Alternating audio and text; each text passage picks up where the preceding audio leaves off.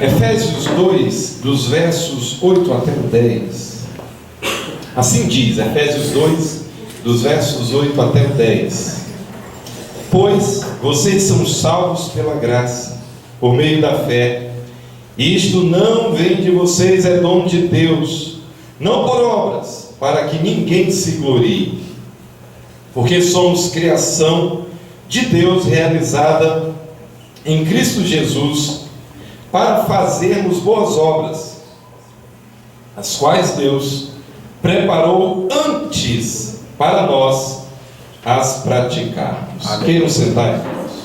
Hoje à noite os nossos pensamentos estarão orbitando em duas ênfases. Em primeiro lugar, somos salvos pelas boas obras ou para as boas obras? Nós estaremos considerando o que é e o que não é ser salvo pela graça. E em segundo lugar, qual o papel, qual o lugar das boas obras na vida do cristão. Nós estaremos pensando, meditando nessas duas ênfases agora mencionadas. No nosso texto, Paulo nesse momento diz: pois vocês são salvos pela graça. Esse pois inevitavelmente nos liga ao contexto anterior. Toda vez que nós encontramos um pois, um porquê, um portanto, isso nos liga ao contexto anterior. Isso nos faz voltar ao contexto anterior. Algo está sendo dito. Irmãos, nesses primeiros 10 versos de Efésios, nós encontramos um esforço de Paulo, logicamente dirigido pelo Espírito Santo, para que a salvação fosse nos apresentada, a natureza da salvação. Nos 3 primeiros versos, Paulo diz: nós estávamos mortos. Todas as bênçãos que nós recebemos, não recebemos por nós mesmos. Nós estávamos mortos. Os nossos pecados foram um veneno mortal. Nós então chegamos a essa condição de mortos espirituais. Amávamos o mundo, seguíamos o seu curso. As nossas ideias seguiam as ideias do mundo e as ideias de doutrinas, de ensinos demoníacos. Nós éramos por natureza filhos da ira. A ira de Deus viria certamente sobre nós. Mas aí Paulo nos diz: a rica misericórdia de Deus, o seu grande amor foi derramado sobre nós, de sorte que a salvação veio a nós, a nossa história foi transformada. Paulo nos fala dessas grandes bênçãos. No verso 7 ele diz que o propósito disso, capítulo 2, verso 7, o propósito disso, para mostrar nas eras que hão de vir, a incomparável riqueza de sua graça, demonstrado em sua bondade para conosco em Cristo Jesus. Essas coisas foram feitas porque em dado momento as riquezas da graça de Deus, elas serão mostradas sobre nós. Hoje aparentemente as coisas são simples e normais. Nós já sabemos que não são, e haverá de chegar um momento que coisas muito grandes acontecerão com os salvos. Mas irmãos, nesses 3 versos, no verso 8 e 9, Paulo nos diz o que é e o que não é salvação pela graça. Dentro da nossa primeira questão, salvos pelas boas obras ou para as boas obras, nós faremos 5 considerações. Em primeiro lugar, somos salvos pela graça. Essa palavra, irmãos, graça, ela significa favor imerecido. Quando Paulo nos diz: pois vocês são salvos pela graça, isso é um conceito no Novo Testamento. Essa é uma ideia muito forte, muito enfatizada, muito repetida. A ideia de graça. A ideia de graça nos leva para a compreensão que Deus nos salvou, Ele nos deu algo que nós não merecemos. Ele fez por nós algo que nós não merecemos. E aqui é muito importante que nós destacarmos que Deus, Ele não nos salvou pela obrigação. Ele não tinha a responsabilidade de nos salvar. se Ele tivesse a responsabilidade de nos salvar, já não seria graça. A graça nos fala de um ato soberano da parte de Deus, da manifestação da sua bondade, daquilo que Ele graciosamente, bondosamente, sem que nós merecêssemos, fez por nós, fez por todos aqueles que Ele salvou, salva e certamente salvará. A graça é isso, é algo da bondade de Deus. Uma segunda consideração é que nós somos salvos por meio da fé.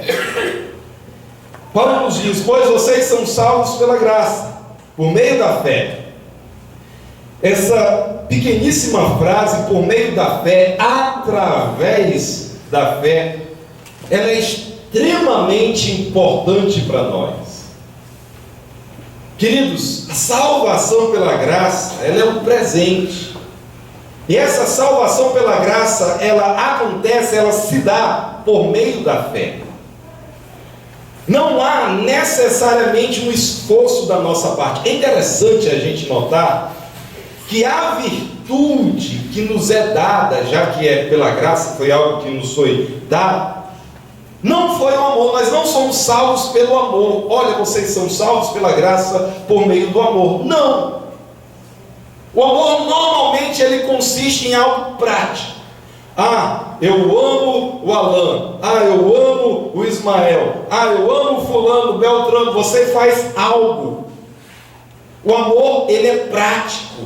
O amor, ele é então praticado. Ele é mais do que contemplativo, sim.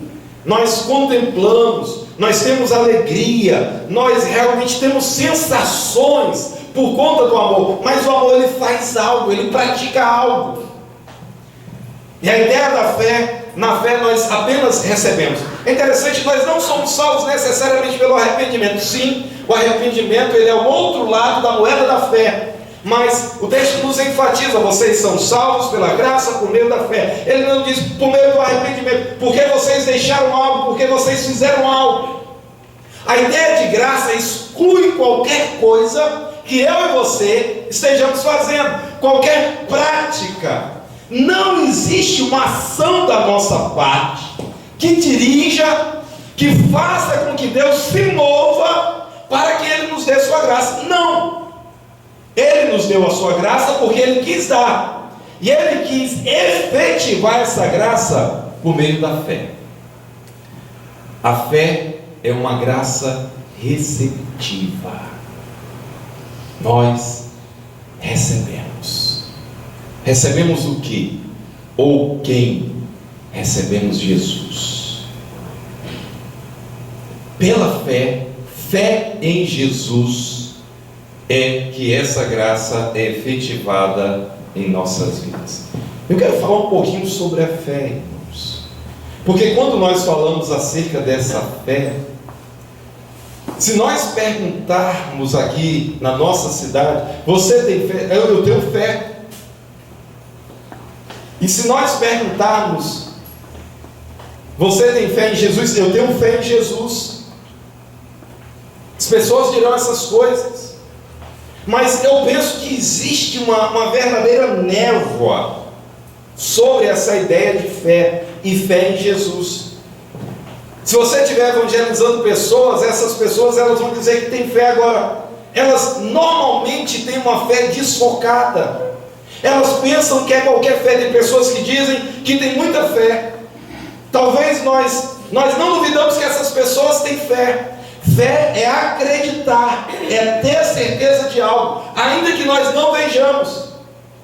Eu conheço pessoas, e eu já estive presente, eu morei durante um tempo da minha vida no interior do Ceará. Lá tem uma estátua do Padre Cícero gigantesca. Eu vi pessoas subindo escadas de joelho, escadas enormes. A estátua fica no horto. Então a escadaria, e pessoas subindo de joelhos, pessoas abraçadas a essa estátua. No entendimento daquelas pessoas, elas foram libertas, elas tiveram um livramento, tiveram uma cura, tiveram algo que aconteceu na vida delas, porque aquela pessoa que está ali representada por aquela estátua, de alguma maneira fez algo por elas, por isso elas subiam. O que é isso? Ali é uma manifestação da gratidão por algo que a fé conquistou em algum momento. Então essas pessoas têm fé, mas essa é a fé que a Escritura diz? Essa é a fé que agrada a Deus? Que as pessoas têm fé, nós não duvidamos, mas a fé foi depositada na pessoa correta? Essa é a grande questão. Um outro passo dentro desse entendimento da fé. A fé, ela é colocada na pessoa de Jesus, como as Escrituras dizem. Deixa eu falar para você que eu já encontrei muitas pessoas dizendo: eu tenho fé em Deus, eu tenho muita fé em Deus.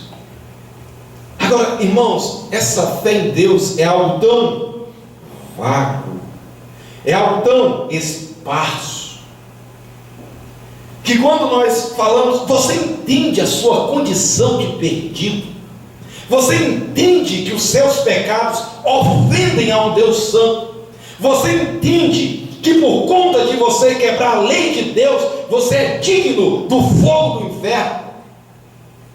Aí quando nós falamos sobre essas coisas, e a pessoa fala da sua fé, fica aquele negócio nebuloso. Não, sim, a gente peca, não, mas espera aí, não é algo tão sério assim. A ideia da fé é que há um Deus, é que existe um Deus, e é algo muito vago.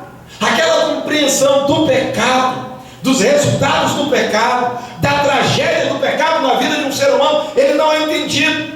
E ainda também a necessidade de crer em Jesus como alguém que pagou o preço do pecado, como alguém que foi um substituto, está longe da compreensão de muitas pessoas.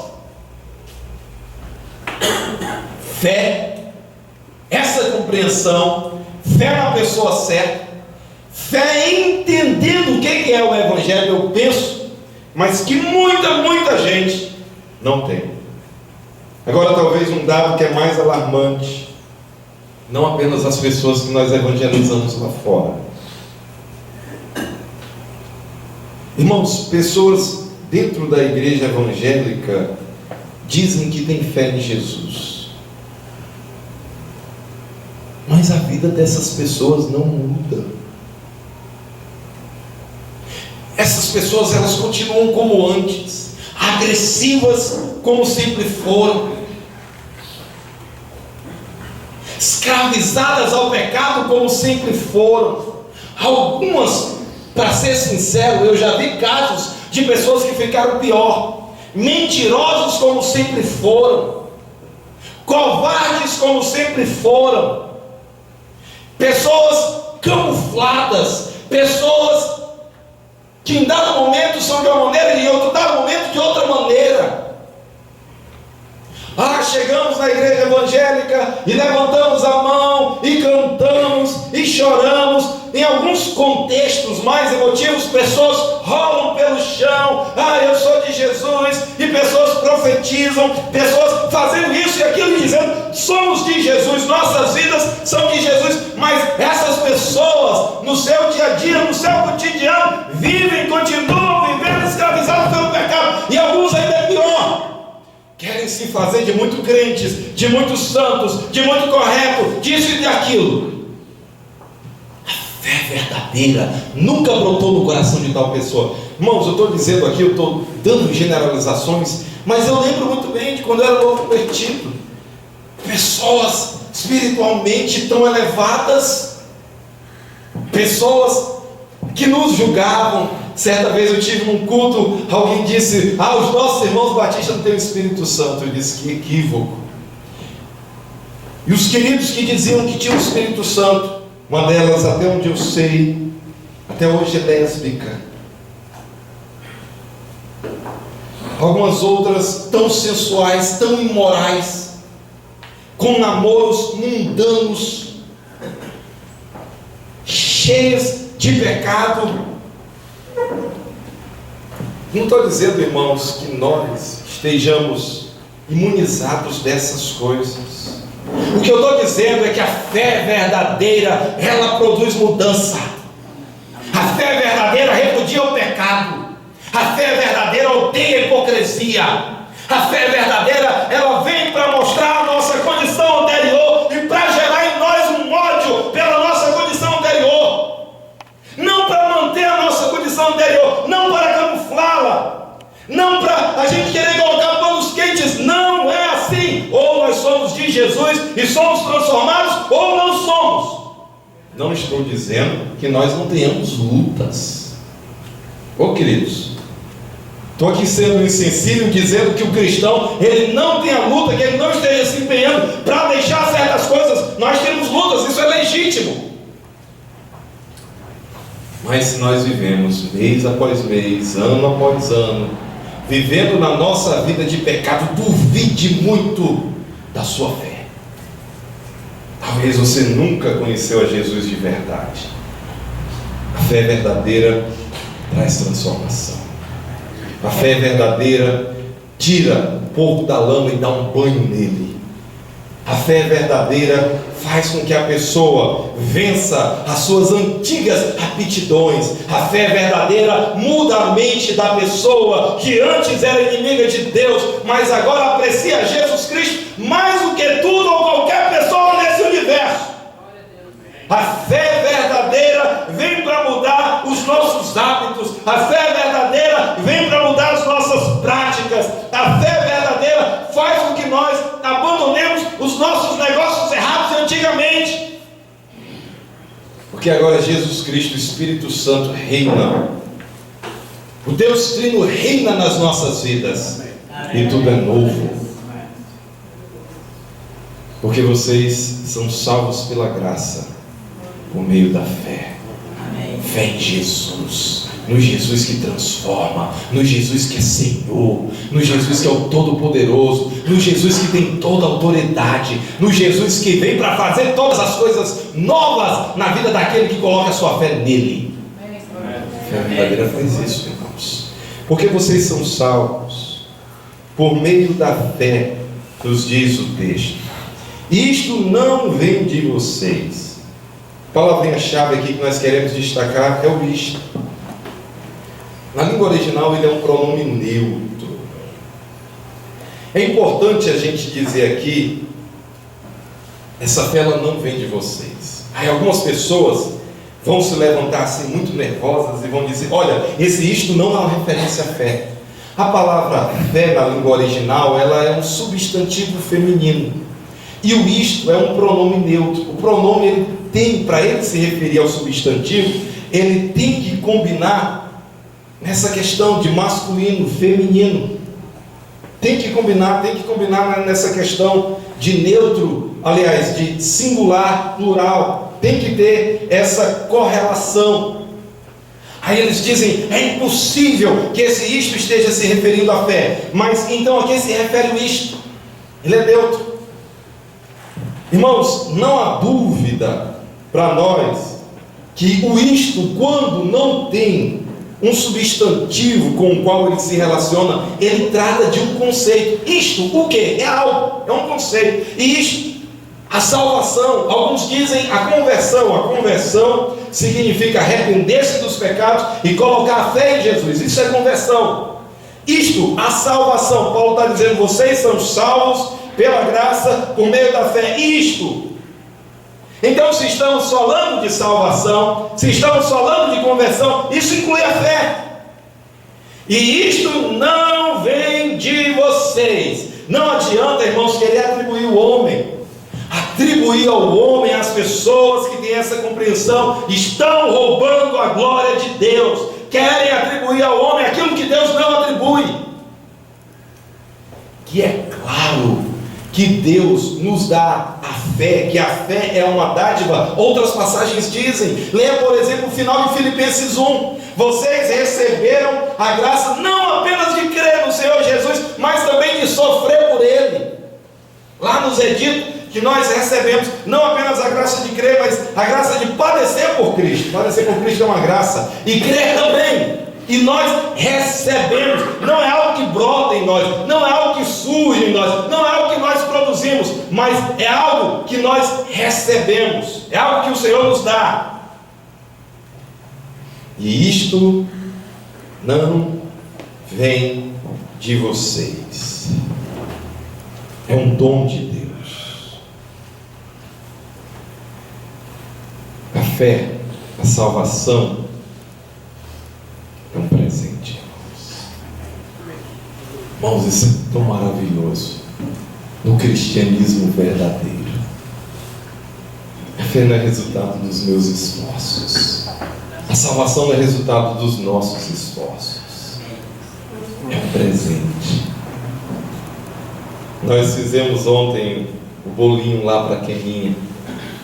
Nenhum de nós tínhamos o objetivo de que ela ganhasse presentes. Era algo tão simples, só para que nós estivéssemos juntos. Várias pessoas trouxeram presentes. Como é bom receber presente. Como é bom receber o maior de todos os presentes. A salvação é um dom. Um novo relacionamento com Deus é um presente. Ele quis nos dar. E isto não vem de vós. Não foram vocês que produziram. Não foram vocês que conseguiram. É um dom de Deus. É um presente de Deus. Aqui, irmãos, é meio que irritante. Algumas pessoas dizem assim: olha, é um dom de Deus, mas a pessoa tem que receber. Eu acho assim, é meio irritante, porque as Escrituras, elas nos são claras no sentido de que a obra da salvação é uma obra de Deus. Salvação vem do Senhor, nos é dito explicitamente nas Escrituras. Mas algumas pessoas, elas querem então que tenha uma mãozinha no homem. Não, é um presente de Deus, mas a pessoa tem que receber. Lógico, a pessoa só vai receber se Deus agir, se Deus ressuscitar o morto, como Paulo já nos disse aqui no contexto. A única maneira da pessoa receber é se Deus operar de maneira sobrenatural, porque o morto não tem como receber presente nenhum. É tudo de Deus, tudo vem de Deus. Amém. Mas Paulo, ele é mais específico. Verso 9: não das obras, não vem das obras, não por obras. Ele quer dizer o que é a natureza da salvação, como é que essa salvação pela graça acontece, e também como é que ela não acontece. Paulo quer deixar bem claro: não há mérito humano, não vem das obras. Não existe alguma coisa que eu e você façamos para que Deus olhe para nós e diz: puxa vida, olha o fulano, olha o Beltrano, olha aquela pessoa, não, ele merece a salvação. Isso não existe. Na verdade, isso é uma afronta a Deus. No Antigo Testamento, o Senhor diz: as obras de vocês são como um trapo de imundícia, são como um pano purulento, é nojento, fede. Se as obras são apresentadas como a maneira de nós conseguirmos a salvação, isso é algo que é repudiado por Deus. Irmãos, nesse momento, é muito importante dizer que nós estamos em um aspecto distintivo da fé. Como assim? Nós somos um país fundado, a nossa origem está ligado a essa ideia de mérito. O catolicismo romano trouxe da Europa essa doutrina que tinha sido ensinada, gerou tantos problemas já haviam sido gerados, estavam sendo gerados na Europa por conta disso. E essa doutrina do mérito, que você crê em Jesus, mas você também tem que fazer as boas obras. Algumas pessoas estão com isso tão entranhado que dizem: não, mas não pode ser tão fácil assim, é somente pela fé. Não, mas eu tenho que fazer alguma coisa boa. Irmãos, essas pessoas, elas não entendem. Não podemos agradar ao Deus Santo com as nossas obras. Não podemos. Deus disse para nós que nós deveríamos fazer assim: não minta, não roube, não tome o meu santo nome em vão. Deus disse: ame a Deus, ame o próximo, faça o que é certo. Mas, irmãos, quando nós olhamos para a nossa natureza ela gosta do erro, a nossa natureza gosta do mal, a nossa natureza gosta da mentira, a nossa natureza não adora a Deus, a nossa natureza, nós por natureza não amamos o próximo, nós por que é a vontade e a palavra de Deus. E pela nossa natureza e pelo nosso próprio esforço não conseguimos praticar a palavra de Deus. Eu fico assim às vezes impressionado. Responda para mim. Digamos que tem um moço na sua rua que sempre foi um bom moço. Toda a vida viveu uma vida exemplar, bom filho. Depois se casou, bom pai, bom marido, bom tudo. Aí num dado momento ele pega uma arma, dá um tiro numa pessoa e mata uma pessoa. Essa pessoa deve ser presa pelo seu crime ou não? Todos nós vamos dizer que sim. De repente ele chega diante do juiz e ele diz: mas seu juiz, espera aí, 20 anos eu fui um bom vizinho, um bom filho, um bom pai, um bom funcionário. Espera aí, mas só por isso eu vou ter que ser... É lógico. Isso aqui, irmãos, eu estou colocando uma condição hipotética. Uma pessoa que viveu durante um bom tempo como uma boa pessoa, se ele quebra a lei, ele é digno de ser punido por aquilo que ele quebrou. Eu e você e as outras pessoas quebram a lei de Deus todos os dias. Todos os dias e muitas vezes. E nós queremos ser aceitos diante de Deus pelas nossas obras. Que insulto, que blasfêmia. É impossível. Pelas obras nós somos condenados. Não temos como ser salvos. Somente condenados. Porque nós todos os dias, vez após vez, quebramos a lei de Deus. Quebramos a palavra de Deus. Desobedecemos a um Deus santo e justo. Não por obras.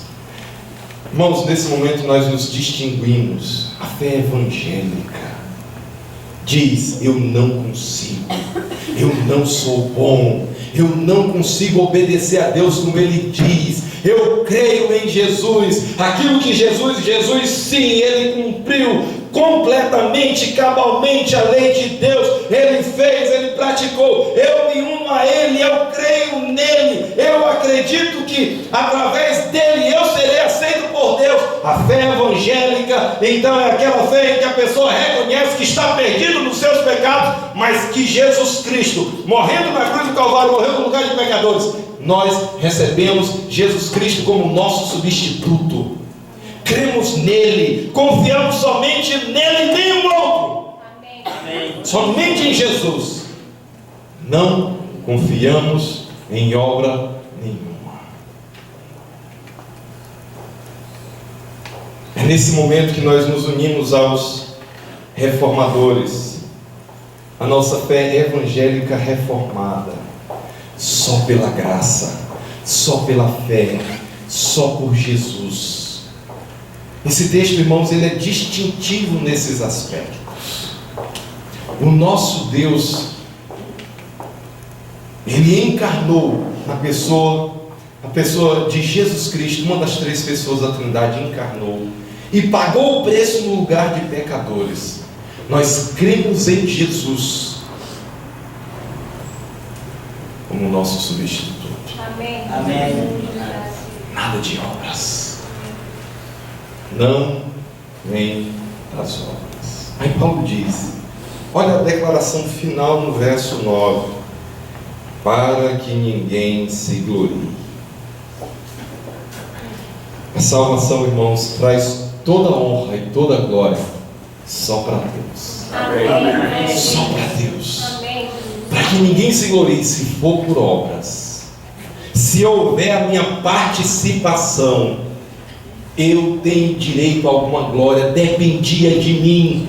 Havia algo que eu tinha que fazer. Eu estou sendo a pessoa distintiva nessa história. Foi eu que aceitei, foi eu que quis, era eu que tinha capacidade, foi eu que fiz uso da minha razão e quis. Se isso é verdadeiro, isso aqui não pode ser dito a plenos pulmões. Nós não podemos chegar e dizer, para que ninguém se glorie, haverá uma glória da nossa parte. Eu posso dizer, foi eu que fiz. Mas na fé evangélica reformada, é só pela graça, é só pela fé, é só por Cristo, e a Deus toda a glória. A Deus toda a glória, para que ninguém se glorie. Irmãos, Deus se importa tanto com a sua glória, Isso é próprio. Eu quero falar duas coisas sobre isso. Em primeiro lugar, se Deus não fosse tão zeloso pela sua glória, ele seria idólatra. Outra pessoa seria glorificada. Uma outra pessoa seria Deus além de Deus. Deus se importa tanto com a sua glória, porque existe algo que é próprio somente para Ele: a glória, a exaltação, a magnificação. Isso é próprio para Deus. Um Deus que nos contempla nos nossos pecados, perdidos, incapacitados, impotentes, mortos em delitos e pecados, dignos da ira de Deus. Um Deus que nos contempla desse jeito, mas que Ele vem na nossa história. Jesus Cristo se faz homem, Ele encarna, Ele então vive uma vida sem pecado, e no final das contas, Ele morre cravado em uma cruz, pagando o preço da nossa dívida.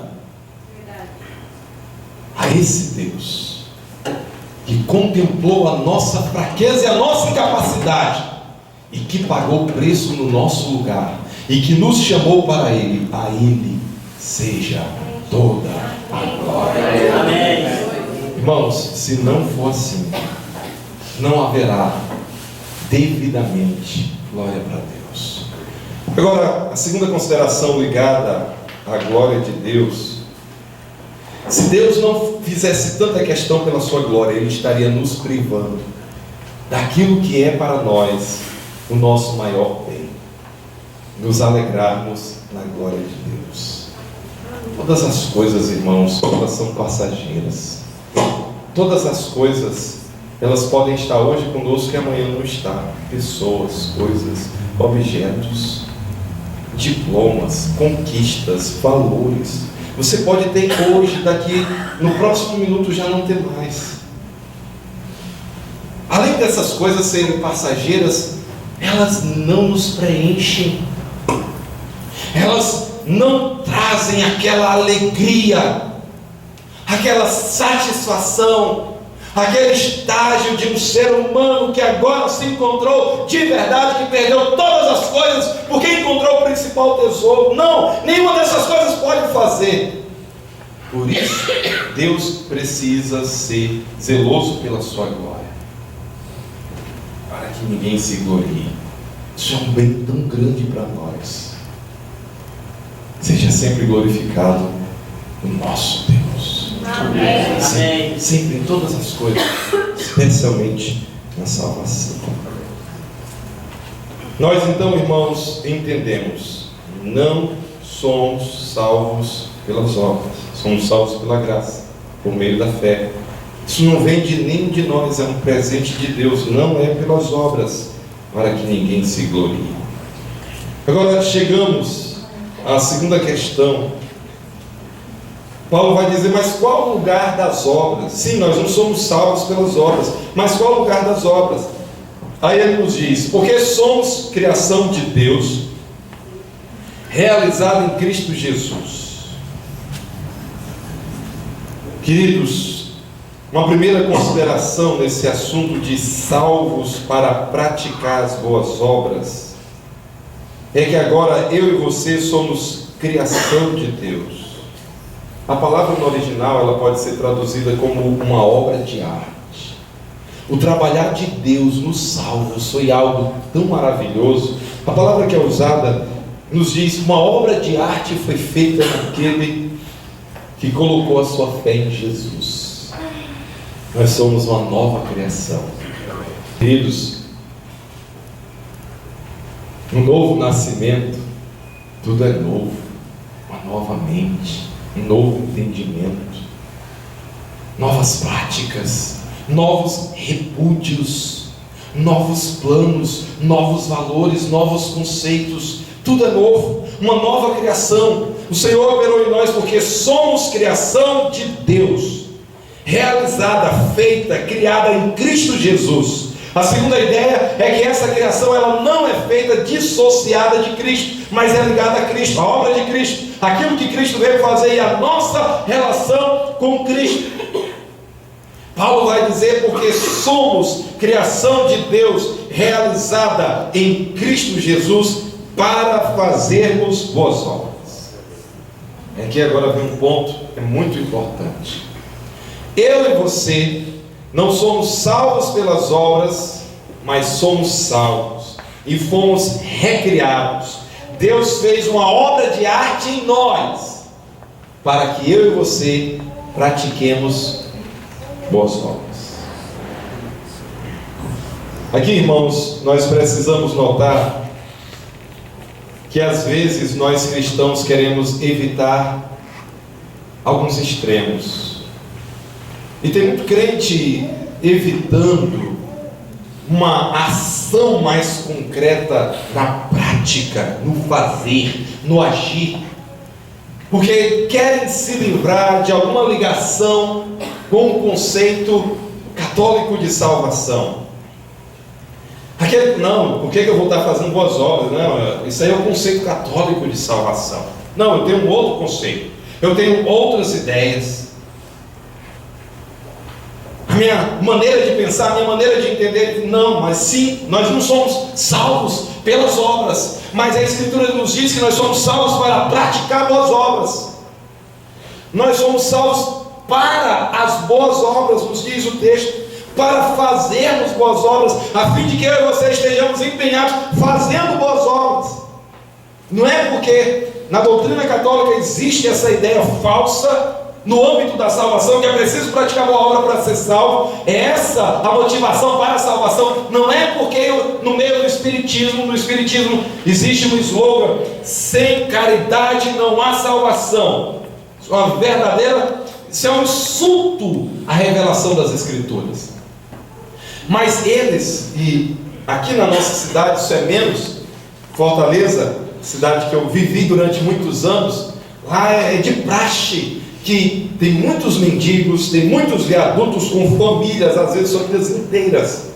Fortaleza, São Paulo, as grandes capitais têm desses gigantescos problemas sociais, e eles estão aos montes. E alguns dizem: não, mas a gente não é como eles, nós não queremos então ser confundidos com eles. Isso é uma desculpa.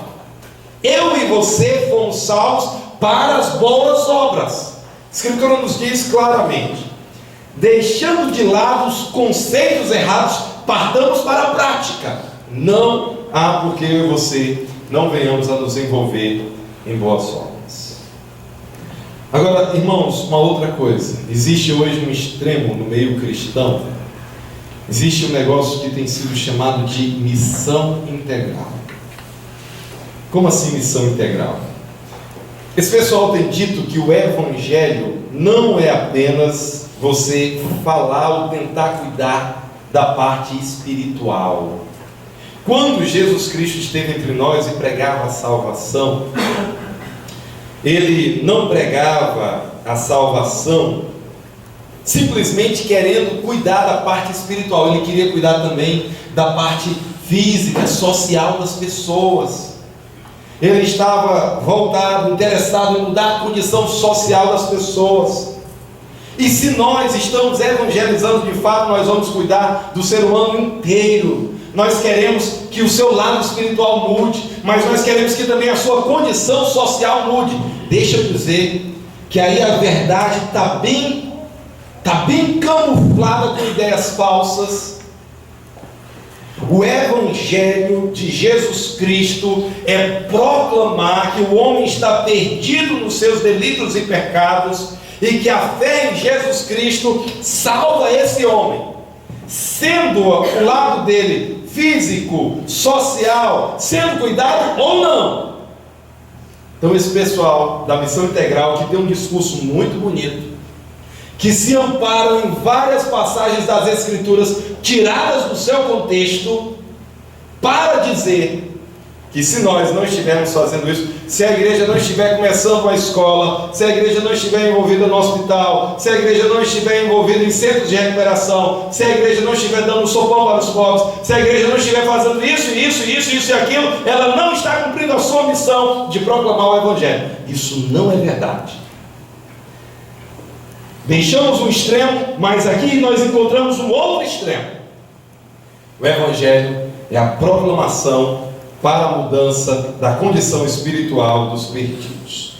Deixando esse extremo de lado, A Escritura nos incentiva a agirmos com bondade, a praticarmos as boas obras, a cuidarmos, a ter um ministério de misericórdia com os da fé, com os nossos familiares, mas também, irmãos, nós somos estimulados a cuidar dos menos favorecidos, dos pobres, a usarmos de misericórdia para com eles. Nós não vamos virar as costas, nós não vamos ser insensíveis. Deverá haver algo da minha parte e da sua em relação àqueles que nós devemos estar fazendo bem, chamados para praticar boas obras. Nesse momento, como é que é a sua vida cristã? Tem percepção? Tem sensibilidade? Há desejo? Irmãos, isso é extremamente importante de perguntar. Nós vivemos em um mundo altamente egoísta, egocêntrico. Nós sempre queremos mais para nós. Mesmo nós da igreja cristã vivemos endividados. Alguns estão devendo o salário do mês que vai entrar, o segundo e o terceiro salário. Eles não conseguem fazer o bem para ninguém. Não há como ajudar qualquer instituição. Não há como mover-se para fazer alguma coisa por alguém, porque nós já estamos devendo. Nós sempre estamos querendo algo mais. Nós sempre estamos precisando de algo. Sempre nós somos o necessitado da vez. Sempre somos nós mesmos o primeiro na fila da necessidade. Sempre somos nós aqueles que queremos preencher as nossas carências. Irmãos, no meio desse mundo egocêntrico, egocentrista, materialista, em meio a esse mundo, é triste de dizer, mas de alguma forma isso tem respingado sobre a igreja, sobre os salvos, e nós vivemos a insensibilidade de termos atitudes práticas para com os menos favorecidos. Como é que você nos portamos nesse assunto? Não adianta, irmão, você pode ser religioso o tanto que for. Jesus fala de uma história de um samaritano, o sacerdote, o levita. Eles viram o homem caído, passaram por longe, veio um samaritano que era desprezado por eles, pega o homem, trata ali, dá os primeiros socorros, coloca no seu animal, leva para uma hospedaria. Olha, cuida desse homem, se gastar alguma coisa além disso, eu vou fazer, eu vou custear. Naquele momento ele podia, certamente ele não era um endividado. Não, ele, como é que eu vou ajudar esse homem? Eu não tenho para cuidar nem de mim, como é que eu vou cuidar dele? Não era um endividado. Ele pôde então dar ali os primeiros socorros, os primeiros cuidados, levar até o local, pagar as despesas dele. Se tiver mais alguma coisa eu vou fazer. Aquilo que estava ao alcance dele, ele fez. Irmãos, hoje em alguma medida nós nos tornamos um mau testemunho por causa da nossa insensibilidade, por causa da crueldade do materialismo, que faz com que nós não olhemos para outras pessoas. É o meu, é para mim, é o agora, é o que eu preciso, são as minhas necessidades, é a minha família, é isso e aquilo, e a conjugação do verbo está sempre na primeira pessoa do singular, é eu. Mas a palavra de Deus nos diz: porque somos criação de Deus realizada em Cristo Jesus, para fazermos as boas obras. Duas considerações mais, as quais Deus preparou antes. Deus preparou, não é algo do acaso, é algo proposital antes. Essa palavra antes aqui nos remete para a eternidade, antes da criação do mundo. Essa mesma, a ideia de um plano eterno está dentro dessa palavra antes, as quais Deus preparou antes para nós as praticarmos. Não é simplesmente para olhar e dizer: olha como é bonito, olha que legal, mas olha que bacana que eles estão fazendo. É para que nós pratiquemos, irmãos, é para que eu e você nos envolvamos. Ser cristão é fazer algo de bom. Ser cristão é evidenciado nas nossas atitudes. Quantas vezes pessoas e mais pessoas, elas são confundidas como cristãs a partir daquilo que elas fazem. O cristianismo, ele é prático. O cristianismo, ele é vivido no dia a dia. O cristianismo, ele deve rejeitar o materialismo. O cristianismo, ele deve ir na contramão desse mundo. O cristianismo, nós como verdadeiros cristãos, nós como representantes de Cristo, devemos eu e você aspirar uma vida simples. Devemos eu e você aspirar cuidar dos nossos. Devemos eu e você aspirar, na medida das nossas forças, fazermos algo para aqueles que são desfavorecidos também. O que está ao seu alcance, ao meu alcance? Às vezes, querido, é na sua profissão. Um certo servo de Deus no passado desejou ser pastor, mas ele tinha uma grande influência política. Foi um homem de Deus usado na abolição da escravatura. Foi na profissão dele, se esforçou, passou por muitas batalhas, muitas lutas, mas foi um grande homem de Deus usado naquilo que Deus tinha colocado ele, na sua profissão, no seu campo de atuação. Como é que Deus pode usar você? Como é que Deus pode transformar o nosso meio lá fora usando as nossas vidas? Essas boas obras, irmãos, foi para que nós as praticarmos. Não pode ser somente contemplativo. O cristianismo, o amor que o nosso Senhor Jesus tanto falou, é prático. Que o que eu e você temos feito? Nos escondemos, ficamos dando desculpas, não sou como fulano, ficamos com essa conversinha mole. O cristianismo é prático, irmãos. Não somos salvos pelas obras, mas fomos salvos para praticar boas obras. Isso é intencional. Isso mostra o propósito de Deus. Eu e você podemos ser identificados como cristãos pela nossa prática de boas obras. Somos omissos. O que eu e você somos nesse campo? A Escritura diz que nós somos uma nova criação, uma obra de arte de Deus, criada, feita em Cristo Jesus, para fazermos as boas obras. Desde a eternidade, Deus já determinou que fosse assim. Essas boas obras, eu e você temos que praticar. Menos do que isso, não pensemos que estamos dentro do propósito de Deus. Queridos, que nós nos empenhemos, que nós sejamos dedicados na prática dessas boas obras. Uma palavra antes de encerrar.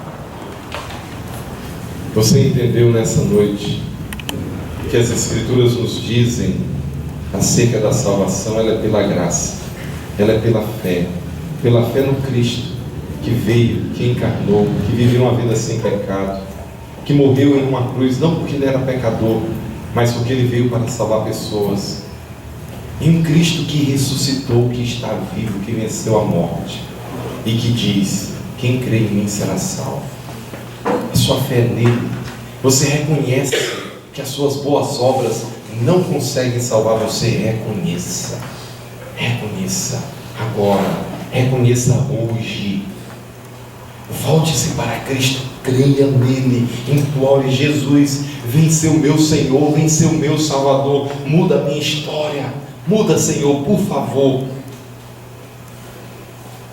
E você, servo de Deus, povo de Deus, entendemos que somos uma nova criação e que o Senhor nos quer engajados nas práticas, na prática das boas obras. Se não entendemos isso ainda, que entendamos e que sejamos efetivos, eficazes na prática das boas obras. Isso vai glorificar o nosso Deus. Nosso Deus, obrigado pela Tua palavra. Queremos ser dirigidos por ela. Pai, nos inflama para que nós estejamos mais desejosos, sim, Deus, de Te dar toda a honra, toda a glória. Somos salvos pelo Senhor, mas, ó Deus, também nos inflama, Pai, para que em nossa adoração sejamos sensíveis aos menos favorecidos, estejamos sensíveis para a prática das boas obras. O Senhor nos quer nelas. É assim, Deus, que somos identificados. É assim que o cristianismo ele é visto, não apenas na contemplação, não apenas nas ideias, mas no fazer, no praticar. Ó Deus, estende as tuas mãos, abençoa a tua igreja nesses dias. Não nos deixa, Deus, simplesmente refletir esse mundo, as ideias desse mundo, a corrupção desse mundo. Pelo contrário, Deus, que nós naveguemos na contramão, indo contrário, sendo o exato oposto das ideias levianas, das ideias perversas, da insensibilidade, do materialismo, do egocentrismo que impera, Deus, nesse mundo em que nós vivemos. Ó Deus, que nós, teu povo, sejamos sensíveis. Amém. Que nós, teu povo, sejamos ativos, engajados. Que nós, teu povo, ó Deus, sejamos um povo de boas obras, uma nova criação. Agora sim, ó Deus, transformados, ó Deus, mas praticando boas obras. Nosso Deus, no nosso trabalho, na nossa família, no nosso bairro, onde nós estamos engajados, ó Deus, nos use, Pai. Que sejamos, ó Deus, um referencial da presença do Deus Todo-Poderoso nesse mundo, ó Deus, que apodrece no pecado. Usa-nos, ó Deus, para o teu louvor. Amém. Damos graças, Deus, imploramos essas coisas no nome de Jesus, a quem nós amamos. Amém. Queridos,